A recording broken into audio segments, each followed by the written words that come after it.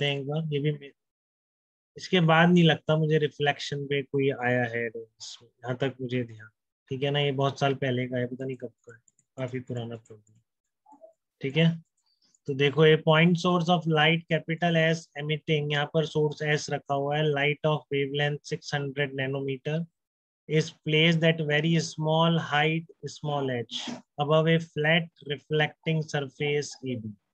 ठीक है, यहाँ पर सोर्स रखा हुआ है, रिफ्लेक्टिंग सरफेस है, आपको इंटेंसिटी दे रखी है कि reflected light is 36% of incident intensity, मतलब बाकी सारी जो भी एब्जॉर्ब होगी या जो भी हुई हो जाएगी। कि अगर आई नॉट गिर रही है तो आई नॉट इंटू 0.36 से रिफ्लेक्ट हो रही है। ठीक है, पूरी रिफ्लेक्ट नहीं हो रही। 36 intensity of reflected light is 36% of incident intensity. ठीक है, यहाँ तक कोई दिक्कत किसी को? फिर interference fringes are observed on the screen placed parallel to the reflecting surface at very large distance, capital D from it।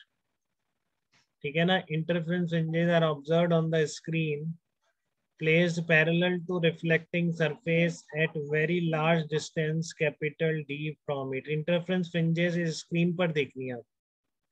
ठीक है ना, इंटरफेरेंस फ्रिंजेस आपको इस स्क्रीन के ऊपर देखनी है, पैरेलल टू रिफ्लेक्टिंग सरफेस के पैरेलल, मतलब आपने आपकी रूम की फ्लोर पे तो मिरर लगा दिया और सीलिंग पर आप देख रहे हैं पॉइंट सोर्स रख के, ये बात है बिल्कुल।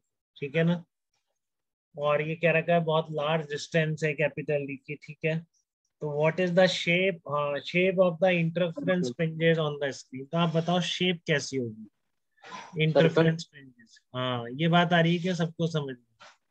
यहाँ पर दो सोर्स से लाइट पहुंच रही है, वही बात हो गई बेटा, एक सोर्स इससे पहुंचेगी, दूसरी यहाँ से पहुंचेगी, तो वही हो गया ना कि स्क्रीन के परपेंडिकुलर लाइन पर दो पॉइंट सोर्सेज। तो मैंने बताया था ना आपको कैसी फ्रिंजेस बनेंगी, ऊपर कैसी फ्रिंजेस बनेंगी, सर्कुलर। सर्कुलर फ्रिंजेस बनेंगी। तो पहले पार्ट का आंसर तो डायरेक्ट था इसमें। ठीक है, जिसने शेप और फ्रिंजेस के बारे में सुना था, जो मैंने केसेस बताए हैं हाइपरबोलिक के, स्ट्रेट फ्रिंजेस के और सर्कुलर फ्रिंजेस। ठीक है, उसमें अगर जिसने कई बार पढ़ा हो, एक बार में नहीं याद होता, एक बार में तो भूल जाओगे, तो इतने सारी चीजें होती हैं। 8-10 बार एग्जाम से पहले उन चीजों से बार बार बना के देख चुके हैं।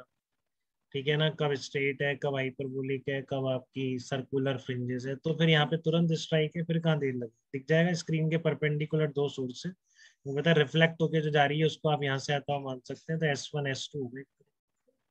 ठीक है, तो डेफिनेटली यहाँ पर जो फ्रिंजेस की शेप होगी that will be the circular, about centre ये रहेगा पी पॉइंट, और इसके अब सेंटर के अबाउट सर्कुलर फ्रिंजेस देखने को मिलेंगे। ठीक है, बहुत अच्छी बात है।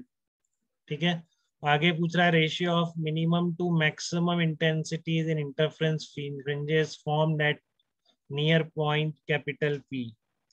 पॉइंट पी के नियर जो फ्रिंजेस बनेंगी उसमें इंटेंसिटी मिनिमम टू मैक्सिमम का रेशियो, तो कैसे लाइट पहुंचेगी, एक तो डायरेक्ट पहुंचेगी, तो वो तो आई नॉट पहुंच गई, जो रिफ्लेक्ट होके पहुंचेगी वो कितना होगा, आई नॉट का 36%। 0.36।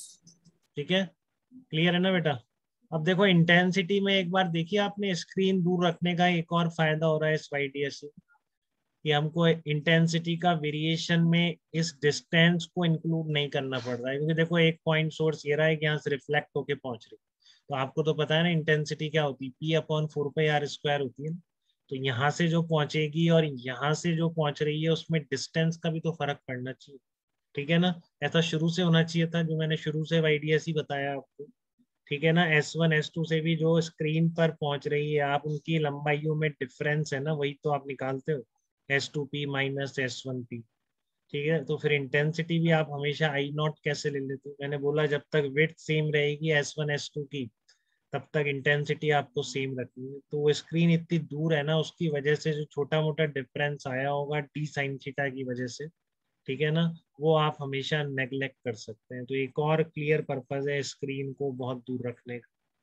ठीक है, स्क्रीन जो आपने बहुत दूर रख रखी है, तो यहाँ से देखो एक वेव सीधी पहुंच रही है, दूसरी यहाँ से जाके वापस ही आ रही है।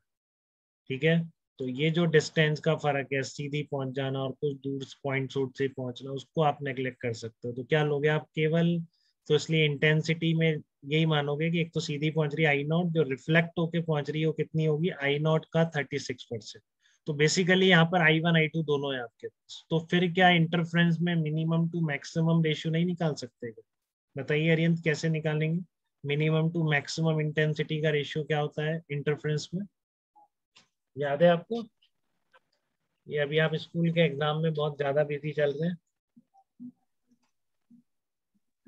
इंटरफ्रेंस का ये भी याद नहीं रहा आपको। अंश आप बताओ, आपको याद है formula yes sir. Minimum to maximum का? ऐसे लिखते हैं minimum to maximum. Yes sir. हाँ तो ऐसे वैसे तो याद है। याद है अरियंत, चलो वेरी गुड। तो √I1 माइनस √I2 का whole square upon √I1 plus √I2 का होल स्क्वायर, तो ये लिख दिया आपने। अब मैंने मैक्सिमम टू मिनिमम निकाल दिया, ठीक है।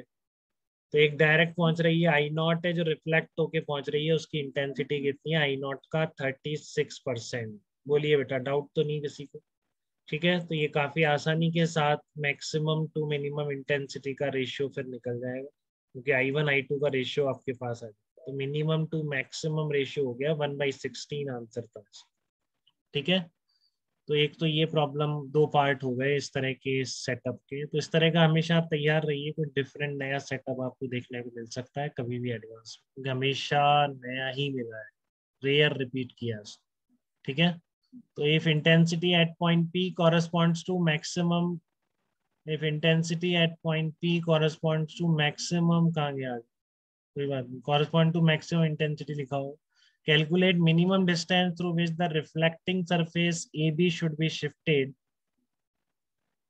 Calculate the minimum distance through which the reflecting surface AB should be shifted so that intensity at P again becomes maximum.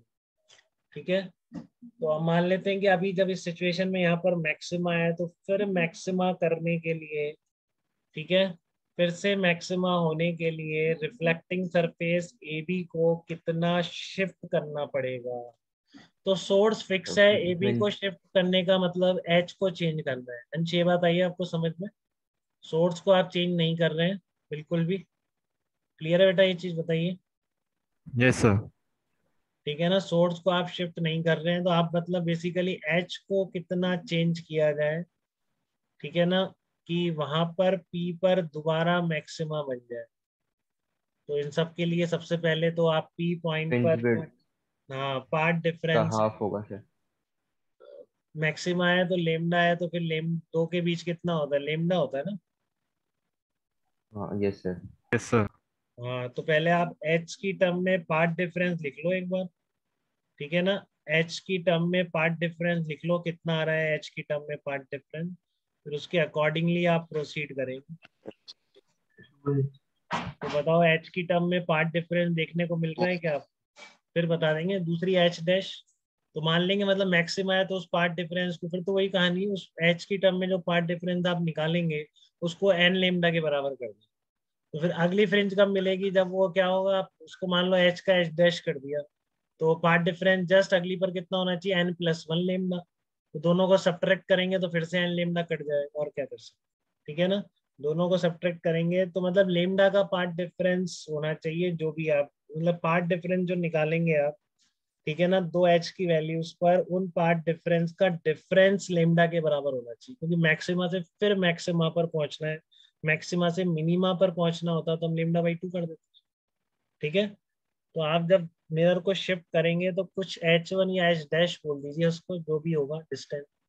ठीक है, तो पहले तो ये बताओ पार्ट डिफरेंस कितना है इन टर्म्स ऑफ H, ये समझ पा रहे हो? एक तो सीधी पहुंच गई और दूसरी रिफ्लेक्ट होके पहुंच रही है, तो कितना पार्ट डिफरेंस क्रिएट हो रहा है? बहुत सिंपल है, 2h plus two lambda H plus λ/2। Exactly बेटा, क्योंकि सीधी पहुंचने वाली तो पहुंच गई, अब जो रिफ्लेक्ट होके आ रही है वो ये 2H तो एक्स्ट्रा चली रही है, बट साथ में क्या हो रहा है? रिफ्लेक्शन भी हो रहा है, फिक्स्ड एंड रिफ्लेक्शन हो रहा है। ठीक है, तो बहुत ही समझदारी दिखाते हुए पार्ट डिफरेंस कितना निकलेगा? 2H प्लस λ/2 निकलेगा। ठीक है, तो at point P path difference कितना हो गया? 2H प्लस λ/2, तो 2H plus λ/2 is equal to n lambda या m लेमडा कुछ कर दो, फिर आपने H का H1 कर दिया, तो अब पार्ट डिफरेंस कितना हो गया? इतना, बट आपको जस्ट फिर मैक्सिमा करना है। ठीक है, तो m+1 लेमडा कर दिया, सब्ट्रैक्ट कर दिया n। ठीक है, तो डेल्टा H कितना आ गया? λ/2। लेमडा गिवन है क्या आपको? लेमडा कहाँ था 600 600 नैनोमीटर के बाद, तो बस कितना आ गया, कितना आपको शिफ्ट करना पड़ेगा इसमें, ठीक है ना, क्योंकि यहाँ से डिस्टेंस है h फिर h1, तो शिफ्टिंग कितनी होगी, h1 माइनस h तो कहलाएगी इसमें, ठीक है, कितना करना पड़ेगा, लेमडा बाई 2 करना पड़ेगा, ठीक है। h था, इससे कितनी डिस्टेंस पर और ले जाओ, h1 पे कर दो अब, तो फाइनल यहाँ से डिस्टेंस माइनस इनिशियल डिस्टेंस कितनी है, लेमडा बाई 2, तो ये लेमडा बाई 2 ही आपका आंसर है, ठीक है। तो काफी क्लियर प्रॉब्लम था, जिसने ढंग से समझदारी दिखानी आती है जिसको, ठीक है, वो ऊपर वाले प्रॉब्लम से गुजरने के बाद इस प्रॉब्लम को एग्जाम में भी कर सकता था, ऐसा कुछ नहीं, ठीक है। बट सेटअप इस तरह के नए नए देखने को मिलेंगे आपको हमेशा जेईई एडवांस में, ठीक है।